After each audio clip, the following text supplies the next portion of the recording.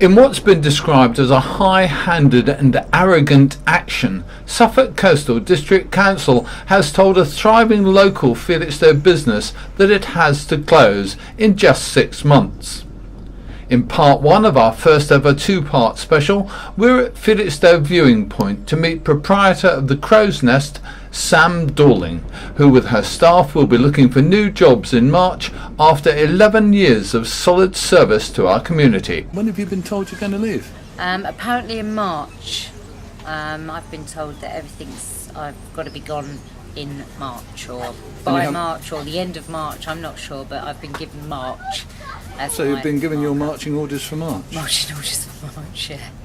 And from your point of view, you haven't got a date in March? No, I've got nothing. I've had nothing officially. I don't really know very much about it at all. All I know is that I will be finished in March. At the moment, I've been given a package of interest, which I've replied to, because they are going to be placing a modular building down here, which is going to be a cafe, and it's going to be going out to tender. So I'm hoping to be invited to tender, but at the moment I don't know when that will be, how soon or not, so I don't really know very much, to be honest. When did you start here, Sam? How long have you been here? I came here in October 2000. So this is my 11th year.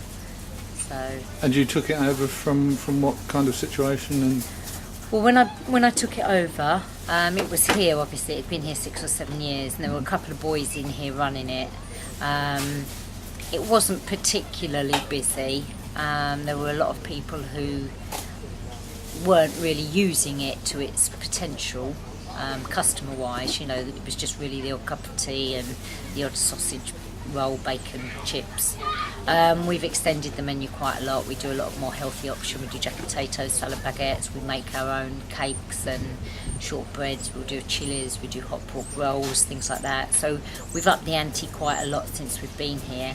And with that, the business. You know, we've been here 11 years. We seem to be rather popular. We get lots of repeat business. Most of our customers are regulars, and most of the new customers then become regulars, which is nice, and it's like a big family down here, and everybody gets on and knows each other, and it will be a shame to lose that business, really, and how it goes. You're here every day, summer and winter? Yeah, we are. We actually closed down just before Christmas, and we open again about the 15th of January after we've ripped it all out, cleaned it, painted it, which we do absolutely every year, replaced any equipment and anything. Because we open every day, we don't get the chance to paint and do things like that on a day off, so we have a proper shutdown.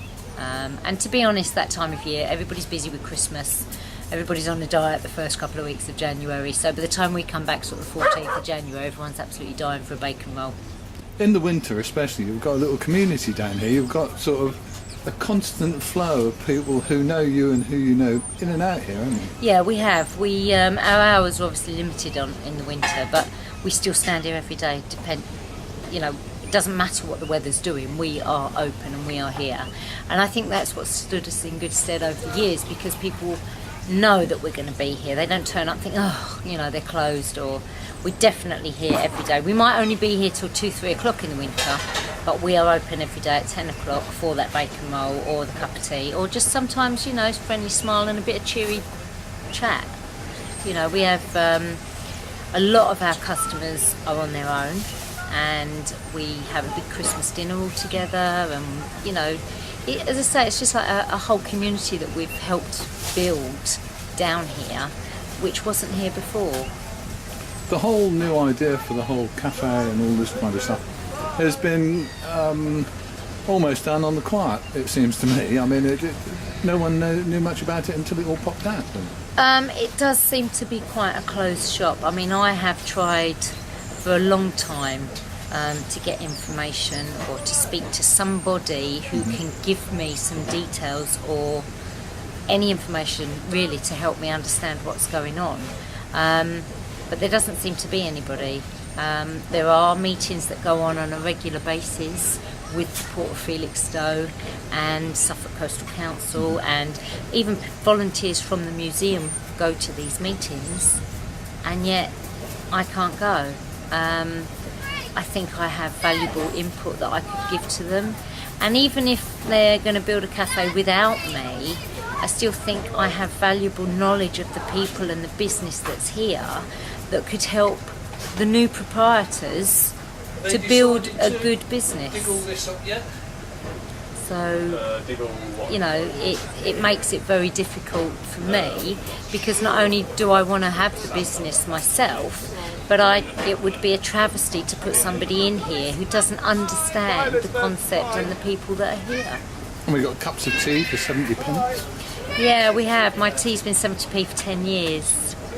We've never put it up because that's the fundamental business that I have. It's a tea shack, and you know, at the end of the day, 70p for a cup of tea I think is a reasonable price. I don't see that it needs to be any more expensive than that. You know, things do go up, I understand, but at the end of the day, I don't want to rip anybody off. I don't want to be ripped off when I go somewhere, especially when it's a sole business. I could potentially charge what I liked because I'm the only person here, but you'd only catch the people once, and that's not what I'm about.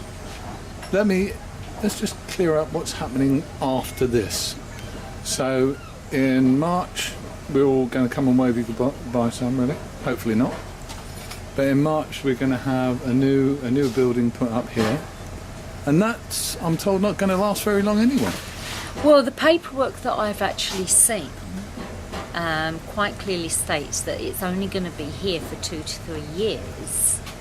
Then this is all going to be closed down, and the modular building is going to be moved to the Fort car park, which is the new car park around the corner, which is a very small car park. And if the whole viewing area is going to be closed and the beach is going to be closed because they are building the extension, and for health and safety reasons I'm assuming they have to close everything down, what are the people going to come and look at?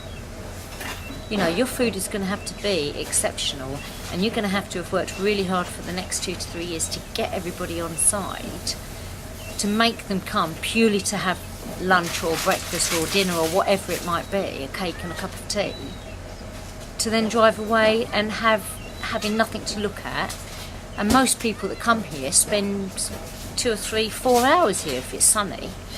You know, in the winter they'll come maybe spend an hour or an hour and a half. But certainly my opinion would be that if it's a 30 space car park at the Fort, once those spaces are filled in the rain, where are people going to park and come and eat? And if people are coming down with one person in each car, which a lot of the time they do, where are you going to get your business from? Make sure you come back to us tomorrow to see part 2 of this exclusive report, only on FelixstoweNews.tv.